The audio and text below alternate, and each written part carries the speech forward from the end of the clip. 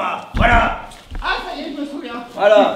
Alors là, le canard. Les amis, le rat s'est battu toute sa vie, mais maintenant, il est fatigué, il a perdu espoir. Mais c'est à nous, la jeunesse, de reprendre le flambeau. C'est à nous de dire non, les amis. Alors, tous ensemble, s'il vous plaît, dites non avec moi. Les amis, est-ce que vous êtes d'accord avec les parkings?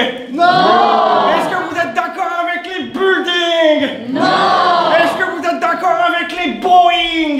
Non. Est-ce que vous êtes d'accord avec le pudding? Ouais. Bon, d'accord pour le pudding, mais pour tout le reste, c'est une... Mais qu'est-ce qu'elle fait, celle-là? Pendant ce temps-là, galvanisé par la chanson du roi, du rat, et le discours de la nuit de... je sais plus moi. Bah faites-le si c'est si facile, allez. Bon, en tout cas, la musaraigne, elle était motivée. Et là, elle s'élance vers la machine. Alors là, le cerf, son meilleur ami, bon, ils sont pas la même taille, mais comme ça, ils sont amis, il essaie de la rappeler. Ne n'y va pas, tu es trop petite. Mais elle l'a pas écouté. Ok, je sais ce que je fais. C'est ce qu'elle a fait. Elle a ramassé un caillou qui avait été lancé par l'écureuil. Ah oui, d'accord. Ah bah je peux pas aller à la salle de sport pour rien, hein. Est-ce que vous savez ce qu'elle a fait avec ce caillou? Elle est allée le placer dans un des rouages de la machine. On a bossé, hein, l'histoire est bien faite. Hein. Bon, si bien que, quand le nain a voulu redémarrer, ça a fait... Ah.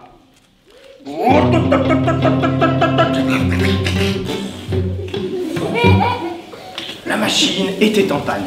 La musaraigne, le plus petit mammifère de la forêt, avait réussi son coup. Alors là, mais c'est pas vrai, mais tu vas démarrer, saleté de machine, au plus où je t'ai payé, démarre, allez, mais démarre. Alors là, tous les animaux, depuis l'arbre, regardent, qu'est-ce qui va se passer? Ils retiennent leur souffle. Et on voit la portière de la machine s'ouvrir, et le nain qui descend avec une caisse à outils. Il allait réparer la machine, et tout allait recommencer. Alors, la muse s'élance vers le ciel et appelle tous les oiseaux à la rejoindre. Alors tous les oiseaux s'envolent en même temps. Ça fait un nuage noir qui obscurcissait le ciel. Et le nain, si vous croyez que vous allez faire peur, alors il ouvre sa caisse à outils et il sort une clé à molette.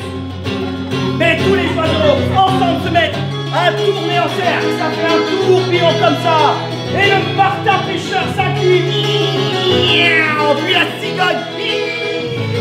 Et encore un autre, mais je sais pas comment il s'appelle. Oh putain, mais ils sont complètement flingués ceux-là. Ah, vous voulez jouer à ça? Eh ben je vais vous montrer ce que je fais des leaders, moi. Alors il ouvre la portière, il en sort une carabine et il vise la buse. Tu vas voir ce que tu vas voir. Et il est sur le point de tirer. Mais là, il va tirer. Sur la buse. Ben oui. C'est abusé. Ben oui, c'est abusé. Mais c'est pas marrant, il va tirer sur la buse, mais ne restez pas planté là comme ça, faites quelque chose, on peut pas le... Il faut, je sais pas, il faut... Ah, attendez. Oui. On me dit à l'oreillette que le renard est de retour. Il arrive. Il est avec les abeilles. Il a réussi à les convaincre de chasser le nain et de venir habiter à l'Écharavelle. Alors là, des milliers d'abeilles chargent le nain.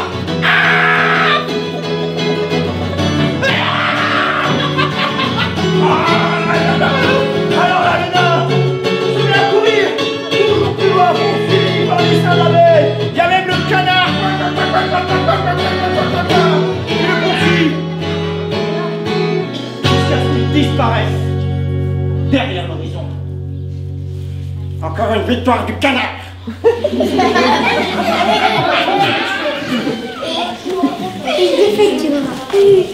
Alors les animaux se regardent.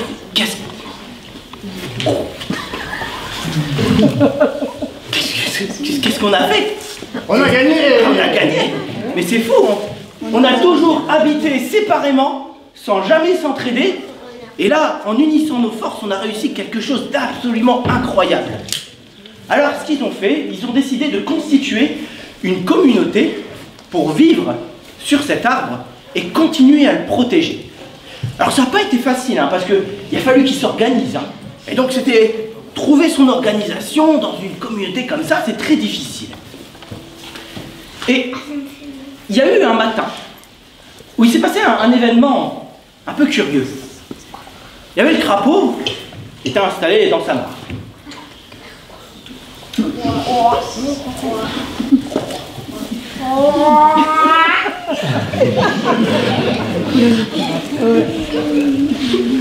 Et là, la musaraigne vient le chercher. Hé, c'est moi! Il y a des vers de terre! Quoi? Il y a des vers de terre! Quoi? Il y a des vers de terre!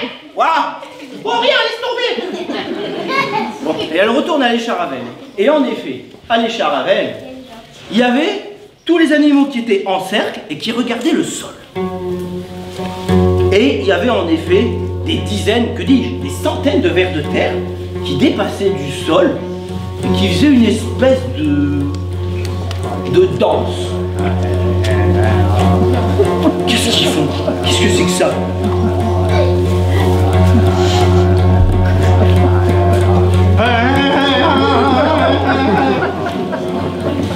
Le rat? Oh les mecs, vous me faites de la peine, hein. Vous n'êtes pas capable de reconnaître du mort. Et puis c'était la jeunesse. Du mort? Mais dis-nous ce que ça veut dire. Oh, ça fait 40 ans que j'en ai pas fait. C'est à vous de prendre le flambeau, hein. Moi je sais plus, hein. Alors là, il y a un oiseau qui descend et qui dit oui, mais moi je suis un oiseau migrateur et j'ai voyagé. J'ai été jusqu'en Arctique et en Arctique j'ai croisé des morses. Donc peut-être que je peux traduire ce qu'ils sont en train de dire. Alors, qu'est-ce qu'ils disent?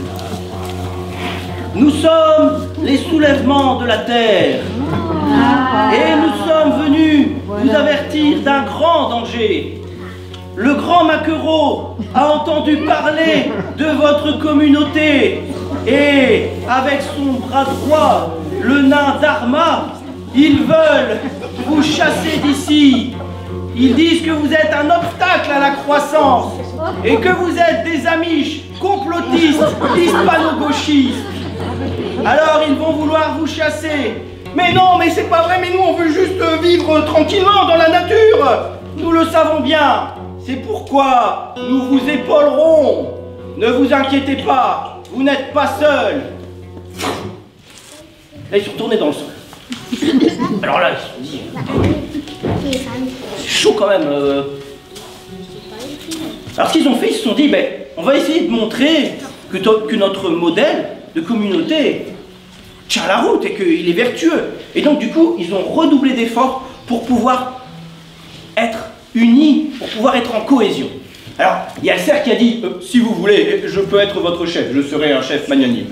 Là, les abeilles, On s'est toujours opposé au patriarcat. Nous on a une reine. la taupe, Et j'ai une idée. Et si on citait les qualités qu'on attend d'un chef et ensuite c'est nous qui le désignons? le rat, oh hé, crois pas que t'as inventé la poudre, hein, ça existe déjà, ça s'appelle une élection sans candidat et c'est très utilisé en démocratie participative. Bon, et pour votre histoire de communauté, les petits gars, formez-vous un peu, hein. Alors vous allez dans des associations qui pratiquent la gouvernance collective, ou vous allez sur le site de l'université du Nou, mais bon, ça s'improvise pas, faut vous organiser, quoi. Alors c'est ce qu'ils ont fait, ils se sont organisés, ils ont bossé, ils ont travaillé, et finalement, chacun a trouvé sa place pour pouvoir construire quelque chose de super. Il y a par exemple le lapin. Le lapin, bah, il faisait un potager. L'écureuil, il organisait des sorties glanage. Le castor, il faisait des techniques d'autoconstruction. Et les oiseaux, ils ont décidé de construire des nids dans les branches pour pouvoir accueillir les oiseaux migrateurs et rester ainsi en connexion avec le reste du monde. C'est ainsi que cette histoire a pu se propager par le ciel, portée par ces êtres à plumes qui le parcourent. Et le vent, lui qui les porte jour après jour, depuis leur premier vol d'oisillon jusqu'à leur plus grande migration, s'est peu à peu chargé de ce récit. Et il a voulu le raconter. Et moi, je l'ai écouté. Moi, Elias, son plus fervent admirateur, je joue ici humblement mon rôle de passeur. Moi qui vous ai côtoyé l'espace d'un instant, je me suis fait le pantin vivant de cette légende qui a besoin d'un autre pour qu'on l'entende. Alors, merci de votre écoute, sans laquelle cette histoire n'aurait pu prendre cher ce soir. Il me reste à repartir sur la route et à reprendre ma quête insensée. Y arriverai-je jamais? Je n'en sais rien. Mais il est une chose que je sais bien. C'est que je suis à ma place. Moi, Elias, le poursuiveur de vent, pauvre et heureux fouleur de cette terre, admirateur de sa beauté, qui porte un amour inconditionnel à cet être immatériel que je poursuis chaque jour et qui représente si bien la liberté, le vent.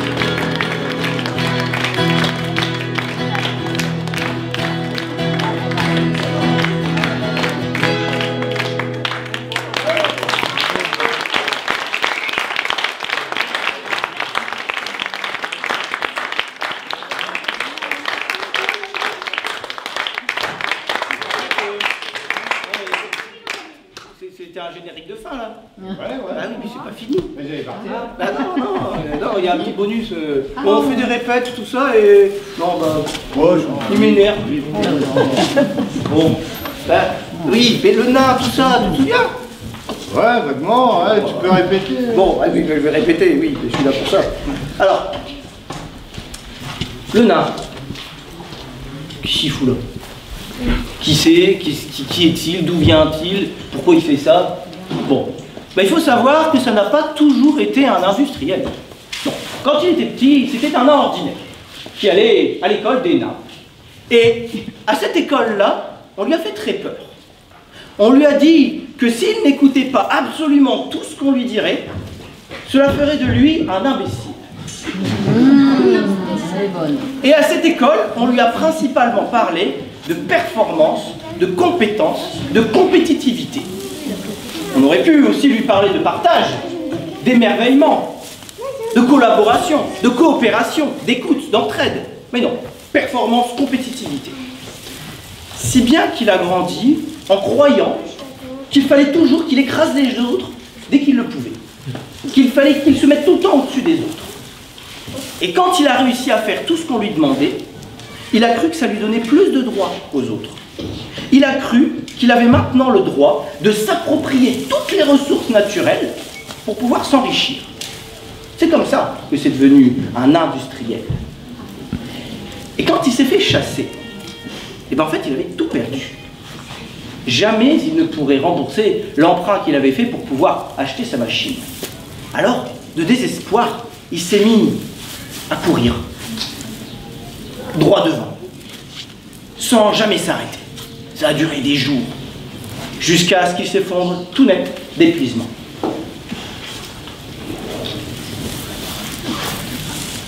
Et puis, il a fini par se réveiller.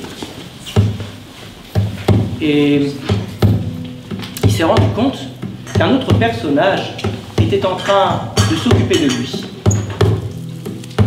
C'était un autre nain, mais pas un industriel. il s'agissait plutôt d'un Indien. Et ce Indien s'est occupé de lui, a pris soin de lui, il l'a aidé à reprendre des forces. Et plus le temps passait, plus le industriel comprenait et apprenait des choses. Ils avaient de très longues conversations pendant lesquelles ils ne parlaient pas. Et alors il a peu à peu appris à écouter le vent dans les feuilles, à s'émerveiller de toutes ces couleurs qui parcourent la terre, le ciel, les lacs, les rivières. Il a réappris à marcher pieds nus, à lever la tête et à voir la beauté du monde. Et peu à peu, alors qu'il se libérait de toutes ses anciennes préoccupations, il sentait une nouvelle liberté naître en lui. Est-ce vraiment si simple? Retrouver l'essentiel de l'être. Ce serait donc ça le bonheur? Un matin d'été,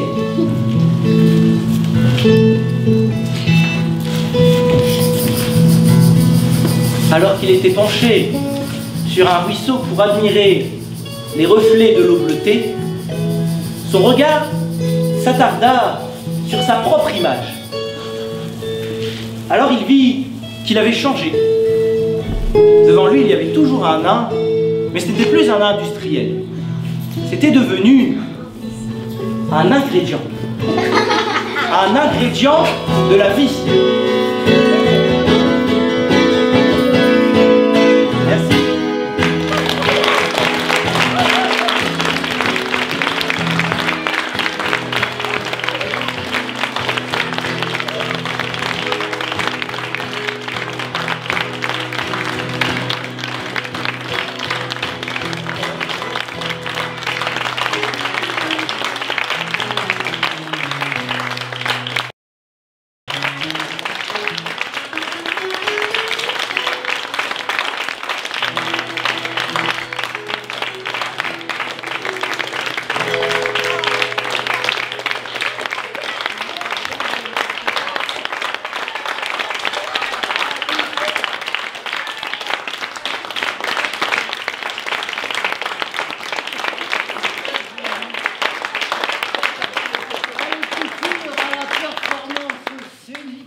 Et vocal, Florent dit le chiffon. À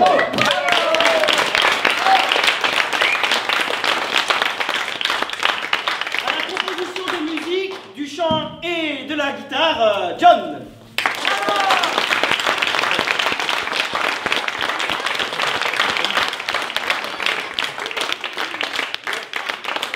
Voilà, c'était la légende de l'Échat Ravel, un spectacle dont on vient de faire une petite tournée en Île-de-France. C'était la 4e et dernière date d'Île-de-France. Nous, on vient du Nord. Là-bas. Tout en haut. Tout en haut, voilà. Frontière belge. Et donc, bah, voilà, on est venu proposer ce spectacle pour le faire connaître. Si ça vous a plu, bah, n'hésitez pas à nous donner de la thune. J'ai un chapeau aussi. Et à en parler autour de vous. Vous pouvez nous soutenir aussi sur Facebook. Et puis vous pouvez venir nous parler à la fin pour nous dire ce que vous n'avez pas compris, ce que vous n'avez pas aimé et aussi ce que vous avez aimé. Voilà. Et puis